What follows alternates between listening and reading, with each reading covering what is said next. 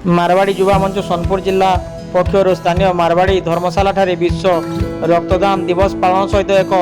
Mega ରକ୍ତଦାନ ଶିବିର ଅନୁଷ୍ଠିତ ହୋଇଯାଇଛି। ଏହି ଅବସରରେ ମୁଖ୍ୟ ଅତିଥି ଭାବେ ସୁବର୍ଣ୍ଣପୁର ଜିଲ୍ଲାପାଳ ଡକ୍ଟର ନୂରବର ସାହୁ ଯୋଗଦେଇ ଏହି ଉତ୍ସବ ଓ ରକ୍ତଦାନ ଶିବିରକୁ ଶୁଭ ଉଦ୍ଘାଟନ କରିଥିବା ବେଳେ ସମ୍ମାନିତ ଅତିଥି ଭାବେ ଅତିରିକ୍ତ ଜିଲ୍ଲାପାଳ ଶ୍ରୀ ରାଜେନ୍ଦ୍ର ମାଝୀ, ଏଡିଏମ୍ ଅଞ୍ଜଲିନା ପ୍ରଧାନ, ଏଡିଏମ୍ଓ ଡାକ୍ତର ଦୁର୍ଗା ଦତ୍ତ ଦାସ, ସୋନପୁର ବିଡିଓ ପ୍ରତୀକ, ଜିଲ୍ଲା ମାରବାଡ଼ି ସମାଜ ସଭାପତି ଗୋପାଳ ପ୍ରସାଦ ଭୂତ, ମାରବାଡ଼ି ଯୁବା ମଞ୍ଚ ସଭାପତି ଅଙ୍କିତ ଅଗ୍ରୱାଲ, ସୁବର୍ଣ୍ଣପୁର ଜିଲ୍ଲାର ଗୌରବ ଓଏଏସ୍ କୃତି ଛାତ୍ର ନିତେଶ ବାରିକ ଯୋଗଦେଇ ଯୁବା ମଞ୍ଚର ଏ ମହତ୍ କାର୍ଯ୍ୟକୁ ପ୍ରଶଂସା କରିଥିଲେ। ମାରବାଡ଼ି ମହିଳା ସମିତି ସଭାପତି ମୁନି ଭାଇ ଅଗ୍ରୱାଲ, ମହିଳା ସମିତି ସମ୍ପାଦକ ମୀନା ଅଗ୍ରୱାଲ, ଯୁବା ମଞ୍ଚ ସମ୍ପାଦକ ସଂସ୍କାର ଅଗ୍ରୱାଲ, ମାରବାଡ଼ି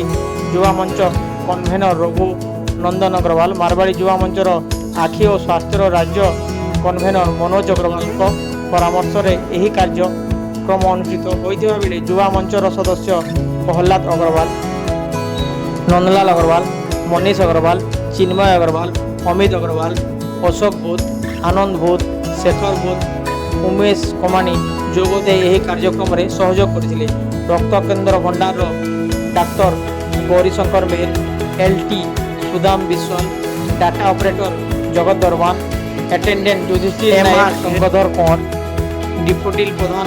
सुरभि लेंका प्रमुख समस्त कर्मचारी रक्त संग्रह सहयोग करते। शिविर 32 यूनिट रक्त संग्रह कर।